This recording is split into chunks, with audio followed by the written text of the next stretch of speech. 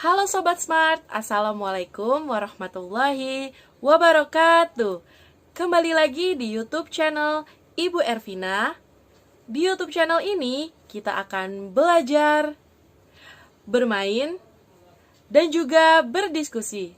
So, enjoy the class. Assalamualaikum warahmatullahi wabarakatuh. Kembali lagi di kelas Administrasi Transaksi bersama Ibu Ervina Kusumawardani. Pada pertemuan pagi hari ini kita akan membahas tentang bab 3, yaitu pencatatan dokumen transaksi.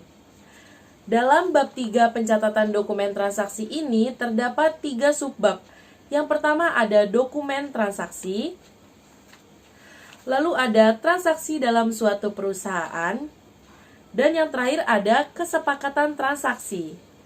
Di video hari ini, kita akan mulai mempelajari tentang dokumen transaksi. Yang pertama ada pengertian transaksi. Kata transaksi berasal dari bahasa Inggris, yaitu trans and action. Arti dari trans adalah lintas dan action adalah aksi. Jadi transaksi dapat diartikan aksi atau tindakan yang dilakukan secara lintas personal oleh dua pihak atau lebih untuk mencapai suatu kesepakatan. Menurut Sunarto Zulkifli, transaksi dapat diartikan sebagai kejadian ekonomi atau keuangan yang melibatkan paling tidak dua pihak yang saling melakukan pertukaran, melibatkan diri dalam perserikatan usaha. Dalam melakukan kegiatannya, sebuah perusahaan selalu berhubungan dengan hal-hal yang ada di luar perusahaan dengan maksud untuk memperoleh keuntungan finansial, baik itu menjual barang kepada pihak luar perusahaan yang akan menyebabkan terjadinya perubahan secara finansial di suatu perusahaan. Nah, perubahan ini adalah perubahan keuangan atau perubahan kapasitas barang. Nah, perubahan keuangan tersebut dikatakanlah sebagai transaksi. Dengan demikian, administrasi transaksi dapat diartikan sebagai kegiatan untuk mencatat perubahan-perubahan posisi keuangan sebuah perusahaan yang dilakukan secara kronologis dengan metode tertentu, sehingga hasil pencatatan dapat dikomunikasikan kepada pihak luar. Pencatatan kegiatan perusahaan dimulai dari mencatat setiap kejadian yang melibatkan keuangan dengan bukti transaksi yang sesuai dengan standar operasional prosedur. Setelah kita mengetahui tentang pengertian transaksi itu sendiri, kita lanjut ke jenis-jenis transaksi. Nah, transaksi ini ada dua jenis, yaitu transaksi internal dan transaksi eksternal. Transaksi internal adalah transaksi yang terjadi melibatkan hanya bagian-bagian yang ada di dalam perusahaan. Transaksi ini lebih menekankan kepada perpindahan posisi keuangan yang ada di dalam perusahaan. Selain keuangan, perubahan-perubahan itu juga bisa dari segi sarana dan prasarana yang ada di perusahaan. Seperti misalnya memo pimpinan kepada orang yang ditunjuk, perubahan nilai harta, kekayaan karena penyusutan, pemakaian perlengkapan kantor, seperti tinta, kertas, pensil atau pulpen, atau mesin fotokopi dan sebagainya. Nah, agar lebih mengerti transaksi internal, saya akan memberikan contoh-contoh transaksi internal. Di antaranya yang pertama, perhitungan pemakaian perlengkapan dengan bukti berupa memo pada manajer untuk menghitung pemakaian perlengkapan. Misalnya, ketika kita bekerja di suatu perusahaan, pasti perusahaan itu memiliki gedung. Nah, gedung yang digunakan oleh perusahaan itu pasti dia membutuhkan listrik. Nah, ketika membayar listrik itu kan pasti membutuhkan pengeluaran uang. Untuk membayar itu, kita sebagai keuangan itu harus ada yang namanya bukti dari pemakaian listrik itu, agar nantinya bisa di ACC atau bisa diterima oleh pejabat atas atau direktur atau CEO dan lainnya. Nah, yang kedua itu penghapusan piutang dengan bukti memo manajer.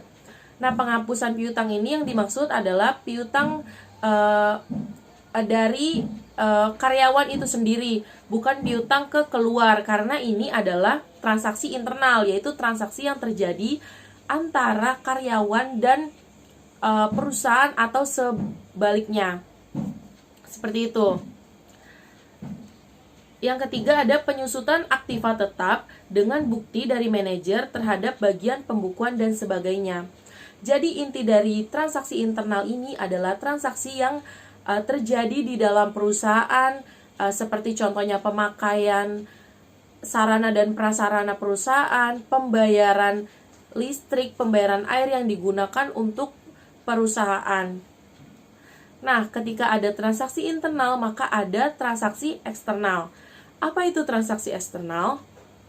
Transaksi eksternal adalah transaksi yang melibatkan pihak luar dari perusahaan, seperti transaksi pembelian, penjualan, pembayaran utang piutang, dan sebagainya.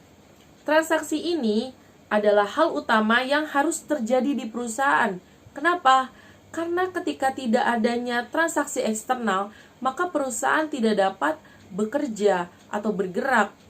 Karena inti dari perusahaan itu adalah transaksi eksternal, baik penjualan, pembelian, utang piutang, dan yang lain sebagainya.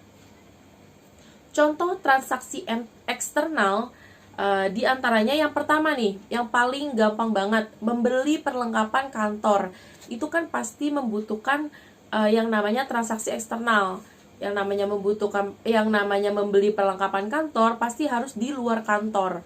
Seperti pergi ke Gramedia, itu kan perusahaan kalian bukan perusahaan Gramedia, tapi kalian harus membeli perlengkapan di Gramedia. Tandanya kalian sudah melakukan transaksi eksternal. Yang kedua contohnya adalah menerima hasil penjualan jasa atau penjualan barang. Misalnya kalian bekerja di suatu perusahaan yang bergerak di bidang jasa, misalnya I.O. Nah, ketika I.O. itu sudah mengerjakan apa yang menjadi job desk-nya, pasti kan akan menerima yang namanya uang atau imbalan. Nah, itu juga sebagai bentuk transaksi eksternal. Yang ketiga adalah membayar utang kepada kreditur. Lalu yang keempat, membayar gaji karyawan di perusahaan. Kenapa ini bisa dikatakan eksternal? Padahal tadi di awal katanya transaksi internal itu karyawan dan perusahaan, kok giliran gaji kok dimasukinnya ke eksternal? Betul, karena setiap perusahaan itu membayar gaji karyawan sudah termasuk ke biaya eksternal. Dan yang kelima, bagian pembelian membeli barang dagangan kepada salah satu supplier. Itu juga termasuk ke dalam transaksi eksternal. Jadi kan kita sebagai penjual pun kita butuh yang namanya supplier, dan kita juga butuh yang namanya distributor. Ketika kegiatan kepada supplier dan distributor, itulah yang dikatakan sebagai transaksi eksternal. Nah, setelah kita belajar tentang pengertian transaksi dan jenis-jenis transaksi, kita lanjut ke tujuan pencatatan transaksi. Nah, apa sih sebenarnya tujuan transaksi ini dicatat? Ada beberapa tujuan yang merupakan alasan dari kenapa transaksi itu harus dicatat. Yang pertama, memberikan informasi yang berkaitan dengan sumber-sumber ekonomi, modal perusahaan, serta kewajiban. Jadi, yang namanya bukti transaksi itu harus dicatat agar kita bisa memberikan informasi nih kepada misalnya manajer keuangan atau kepada CEO atau kepada atasan-atasan kita terhadap apa-apa saja yang sudah kita keluarkan atau yang sudah kita hasilkan. Seperti itu. Selanjutnya, memberikan informasi detail mengenai perubahan pada sumber ekonomi akibat adanya aktivitas usaha yang dilakukan untuk dapat memperoleh keuntungan. Sama seperti halnya membeli, ketika membeli kita notanya kita simpan, terus notanya kita berikan kepada pihak keuangan agar bisa dicatat. Hal itu juga dilakukan ketika ada yang namanya penjualan. Nah, jadi ketika sudah terjadi penjualan, pastinya transaksi itu harus dicatat karena agar tidak terjadi miskomunikasi tentang berapa barang yang sudah keluar dan uang yang didapatkan itu sesuai atau tidak, seperti itu. Selanjutnya ada mengungkapkan informasi yang berkaitan dengan laporan keuangan perusahaan yang relevan kepada penggunaan laporan. Lalu ada memberikan informasi keuangan yang dapat membantu perusahaan untuk dapat memperkirakan potensi perusahaan mendapatkan keuntungan untuk kedepannya. Hal itu juga bisa menjadi tujuan pencatatan transaksi. Jadi tujuan pencatatan transaksi itu sangat banyak sekali sebenarnya. Tetapi ada 4 tujuan utamanya yang tadi sudah saya jelaskan. Sekian pembahasan saya hari ini. Semoga kalian dapat memahami materi awal pembelajaran kita untuk bisa kita melangkah lebih jauh lagi ke pembelajaran bab 3 ini. Jadi, kalau ada yang ingin ditanyakan atau ada yang masih kurang jelas tentang penjelasan pada video kali ini, kalian bisa tanyakan kepada Ibu di Google Classroom atau di WhatsApp kepada saya. Karena ketika kalian di awal saja sudah tidak paham, takutnya di belakang nanti kalian semakin tidak paham. Seperti itu. Jangan lupa menjaga kesehatan dan terima kasih telah mendengarkan sampai akhir video pembelajaran kali ini. Semoga videonya sangat ringan dan bisa masuk ke pikiran kalian masing-masing dengan mudah. Kurang lebihnya Ibu mohon maaf. Wassalamualaikum warahmatullahi wabarakatuh.